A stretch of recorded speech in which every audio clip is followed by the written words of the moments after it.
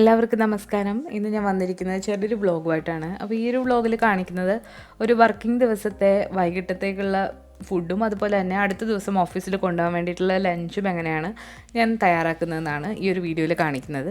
അപ്പോൾ ഞാനിപ്പോൾ ജോലിക്ക് പോയി തുടങ്ങിയിട്ട് 2-3 മാസമാകുന്നു. അപ്പോൾ വൈകിട്ട് തന്നെ ഫുഡൊക്കെ തയ്യാറാക്കി വെക്കാറാണ് പതിവ്. രാവിലെ ഉണ്ടാക്കാനായിട്ട് സമയം കിട്ടാറില്ല. അതുപോലെ തന്നെ കുട്ടികൾക്ക് വേണ്ടിയിട്ടുള്ള ഫുഡ് നമ്മൾ രാവിലെ ബ്രേക്ക്ഫാസ്റ്റ് അവർ പ്രീ സ്കൂളിൽ നിന്നാണ് കഴിക്കുന്നത്. പിന്നെ ലഞ്ചും അവിടെ നിന്ന് തന്നെയാണ്. അതുകൊണ്ട് ആ ബ്രേക്ക്ഫാസ്റ്റ് ഞാൻ സാധാരണ ഇപ്പോൾ വീക്ക് ഡേയ്സിൽ ഉണ്ടാക്കാറില്ല. അപ്പോൾ ഞാൻ ഇന്ന് കാണിക്കുന്നത് അടുത്ത ദിവസത്തേക്ക് വേണ്ടിയിട്ടുള്ള നമ്മുടെ സാധാരണ ചോറും കറിയാണ് ഞാൻ ഇന്ന് കൊണ്ടുപോകുന്നത്. അപ്പം മിക്കവാറും നമ്മൾ ഈസി ആയിട്ടുള്ള ചോറും അതുപോലെ തന്നെ ഒരു കറിയൊക്കെയാണ് കൊണ്ടുപോകാറുള്ളത്.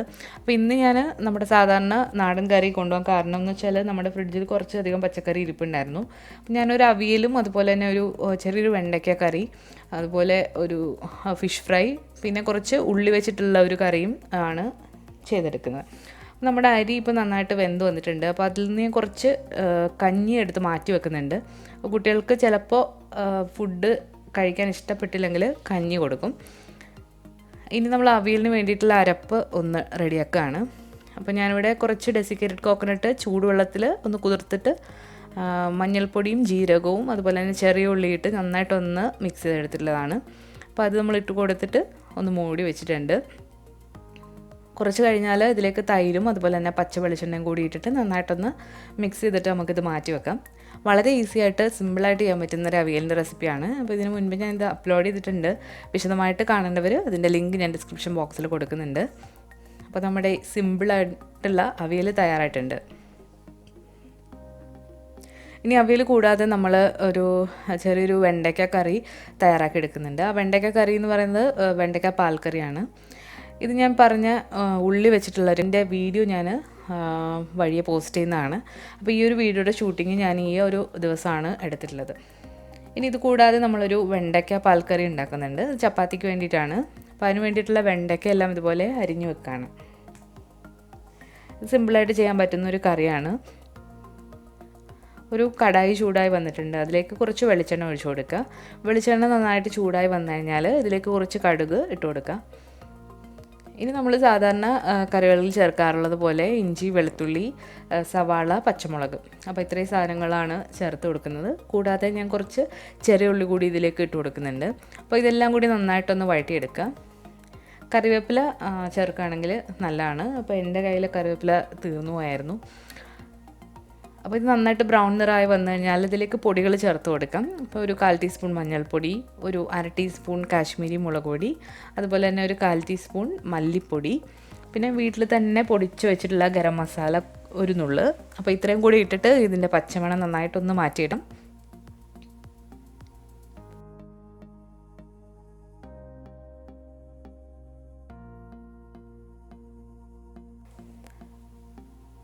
ഞാനൊരു 4 മണിയാകുമ്പോഴത്തേക്ക് മക്കളെ വിളിച്ചുകൊണ്ട് പ്രീ സ്കൂളിൽ നിന്ന് വിളിച്ചിട്ട് വീട്ടിൽ വരും. അതിനുശേഷം അവരെ കുളിപ്പിച്ച് ഫ്രഷ് ആക്കിയിട്ട് എന്തെങ്കിലും ഫുഡ് കൊടുക്കും. അതിനുശേഷം അവർ കളിക്കും. അതുപോലെ തന്നെ ആ സമയത്ത് നല്ല അടിയുമാണ്. അപ്പോൾ ആ ഒരു സമയത്ത് എനിക്ക് അങ്ങനെ അധികം ജോലികളൊന്നും ചെയ്യാൻ പറ്റാറില്ല. ഇവർ അടിയിടും. അപ്പോൾ ആ ഒരു സമയത്ത് നമ്മളെ ഒന്നിനും സമ്മതിക്കില്ല. പിന്നെ ഹസ്ബൻഡ് വന്നിട്ടാണ് ഞാൻ ഡിന്നറും ഒക്കെ തയ്യാറാക്കാൻ തുടങ്ങുന്നത്. അപ്പോൾ ഇന്ന് ഞാൻ ഡിന്നർ തയ്യാറാക്കാൻ തുടങ്ങിയത് ഒരു 7 മണിയൊക്കെ ആയപ്പോഴാണ്. അപ്പോൾ അവർ ചിലപ്പോൾ സമയത്ത് നല്ല തല്ലൊക്കെയാണ്. അപ്പോൾ മുത്താണെങ്കിൽ കുറച്ച് കുറുമ്പയായിട്ടുണ്ട് പ്രീ സ്കൂളിൽ പോയതിന് ശേഷം. അപ്പോൾ അതിൻ്റെ ഇടയ്ക്ക് അതും സോൾവ് ചെയ്യണം.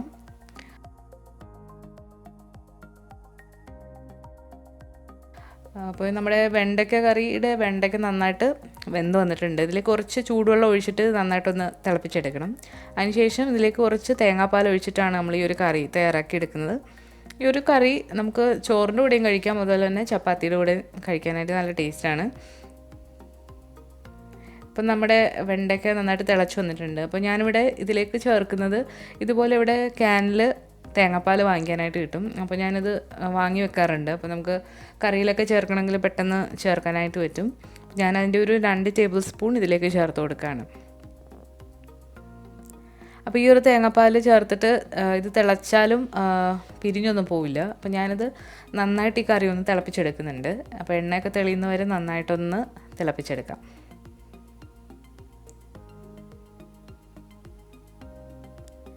അപ്പോൾ ചപ്പാത്തി നമ്മൾ കുറച്ചധികം ഉണ്ടാക്കി ഫ്രീസറിൽ വെക്കാറുണ്ട്. അപ്പോൾ അതിൻ്റെ വീഡിയോ ഞാൻ ഇതിന് മുൻപ് അപ്ലോഡ് ചെയ്തിട്ടുണ്ട്. അപ്പോൾ അത് ഇതുവരെ കണ്ടിട്ടില്ലാത്തവരുണ്ടെങ്കിൽ അതുകൂടി ഒന്ന് കണ്ടു നോക്കണം. ലിങ്ക് ഞാൻ ഡിസ്ക്രിപ്ഷൻ ബോക്സിൽ കൊടുക്കാം.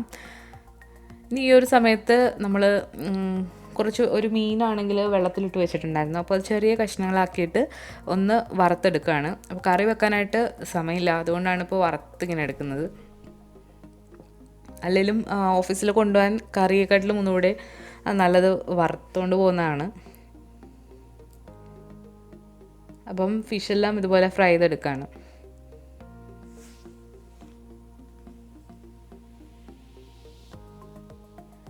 അപ്പോൾ ഈ ഒരു സമയത്ത് മുത്ത് എൻ്റെ കയ്യിലുണ്ട്.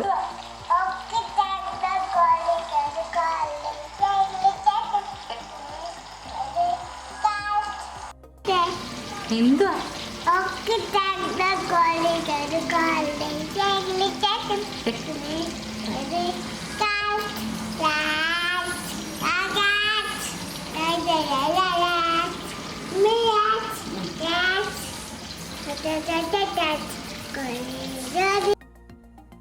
അവളുടെ ഏതോ ഭാഷയിലുള്ള ഏതോ പാട്ടാണ് നമ്മളിപ്പോൾ കേട്ടത്. അത് കഴിഞ്ഞിട്ട് കുറച്ച് ഗ്രേപ്സ് കൊടുത്ത് അവിടെ ഇരുത്തിയിട്ടുണ്ട്.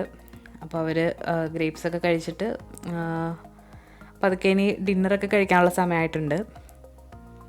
അപ്പോൾ നമ്മളിന്ന് ലേറ്റായിട്ടാണ് ഡിന്നർ തയ്യാറാക്കാൻ തുടങ്ങിയത്.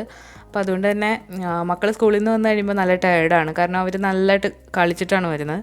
അതുകൊണ്ട് പെട്ടെന്ന് തന്നെ ഡിന്നർ കഴിച്ചിട്ട് അവർ പെട്ടെന്ന് തന്നെ ഉറങ്ങും. അപ്പോൾ നമ്മുടെ ഫുഡെല്ലാം റെഡി ആയിട്ടുണ്ട്.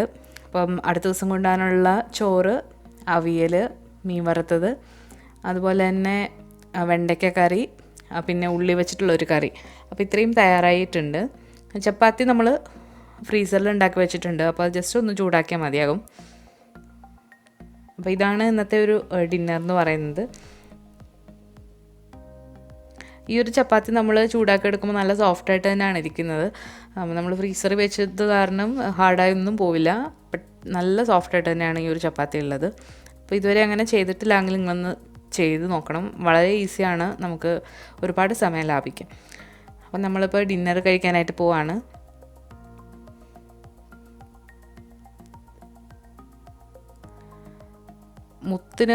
മുത്തിനും പൊന്നിനും ഞാനിന്ന് കുറച്ച് ചോറും അതുപോലെ തന്നെ അവിയലും തൈരും ഒക്കെ കൂട്ടിയിട്ടാണ് കൊടുക്കാനായിട്ട് പ്ലാൻ ചെയ്യുന്നത്. പക്ഷേ മുത്തിന് ഓട്സ് മതി എന്നാണ് പറയുന്നത്. അവളങ്ങനെയൊക്കെ പറയും, പക്ഷേ ഞാൻ ചോറ് തന്നെ കൊടുക്കും. ആദ്യം ഭയങ്കര ജാടയിടുമെങ്കിലും കുറച്ച് കഴിയുമ്പോൾ നമ്മൾ കൊടുക്കുന്നത് കഴിക്കും. അപ്പോൾ പുള്ളിക്കാരി ഇവിടെ പിണങ്ങിയിരിക്കുകയാണ്. അപ്പോൾ അവസാനം രണ്ടുപേരും എൻ്റെ അടുത്ത് നിന്നിട്ടുണ്ട്. അപ്പോൾ അവർക്ക് ഞാൻ കുറച്ച് അവർ കഴിച്ചില്ല എന്നുണ്ടെങ്കിൽ വാരി കൊടുക്കും. അവർക്ക് ഫിഷ് കുറച്ച് ഇഷ്ടമാണ്. അപ്പോൾ ഫിഷ് ഉണ്ടെങ്കിൽ അവർക്ക് ചോറാണ് കഴിക്കാൻ ഇഷ്ടം. ചപ്പാത്തിയെക്കാട്ടിലും ചോറാണ് കഴിക്കാൻ ഇഷ്ടം. അതുപോലെ തന്നെ അവർ സ്കൂളിൽ ബ്രെഡും പാസ്ത അങ്ങനെയുള്ള സാധനങ്ങളൊക്കെ ആയിരിക്കും കഴിക്കുന്നത്. അപ്പോൾ കഴിവതും ഞാൻ വൈകിട്ട് ചോറ് കൊടുക്കാനായിട്ട് നോക്കും. ചോറല്ലെങ്കിൽ തേങ്ങാപ്പാൽ ഒഴിച്ച കഞ്ഞി അങ്ങനെ കൊടുക്കും. അപ്പോൾ ഡിന്നറൊക്കെ കഴിഞ്ഞിട്ടുണ്ട്. ഇപ്പോൾ രാത്രി ഒരു 10 മണിയൊക്കെ ആയിട്ടുണ്ട്. അപ്പോൾ സൂര്യനിപ്പോൾ ഇവിടെ അസ്തമിച്ച് തുടങ്ങിയിട്ടുണ്ട്. ഇനി നമ്മൾ പാത്രങ്ങളെല്ലാം ഇതുപോലെ അഴുക്കായ പാത്രങ്ങളെല്ലാം ഡിഷ് വാഷറിൽ കുറച്ച് ആക്കുന്നുണ്ട്. അതുപോലെ തന്നെ നോൺ സ്റ്റിക്ക് ആയിട്ടുള്ള പാത്രമൊന്നും ഇതിൽ വെക്കാൻ പറ്റില്ല. അപ്പോൾ അത് നമ്മൾ കൈവച്ചിട്ട് തന്നെ കഴുകണം. അപ്പോൾ ഈ ഡിഷ് വാഷർ ഉള്ളത് കൊണ്ട് നമ്മുടെ പകുതി ജോലി ഇത് കുറയ്ക്കുന്നുണ്ട്. അപ്പോൾ രാവിലെ മുതലുള്ള പാത്രങ്ങൾ ഇതിലേക്ക് നമ്മൾ കയറ്റിയിട്ടുണ്ട്. എല്ലാ പാത്രങ്ങളും മാറ്റിയതിന് ശേഷം നമ്മൾ അതായത് സ്റ്റൗ ഒന്ന് ക്ലീൻ ആക്കുന്നുണ്ട്.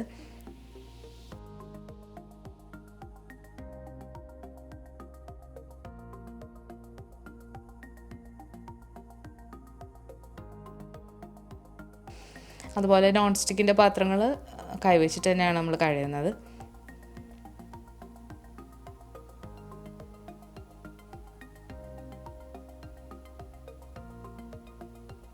അതിനുശേഷം നമ്മൾ വാഷ് ബേസിനും ക്ലീനാക്കി വെക്കും.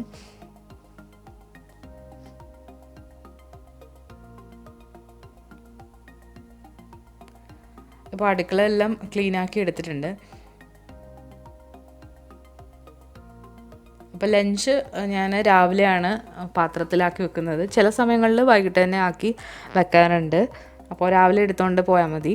അപ്പോൾ ഞാനിന്ന് എല്ലാം പുറത്ത് തന്നെയാണ് വെച്ചിട്ടുള്ളത്, ഒന്നും ഫ്രിഡ്ജിൽ വെച്ചിട്ടില്ല.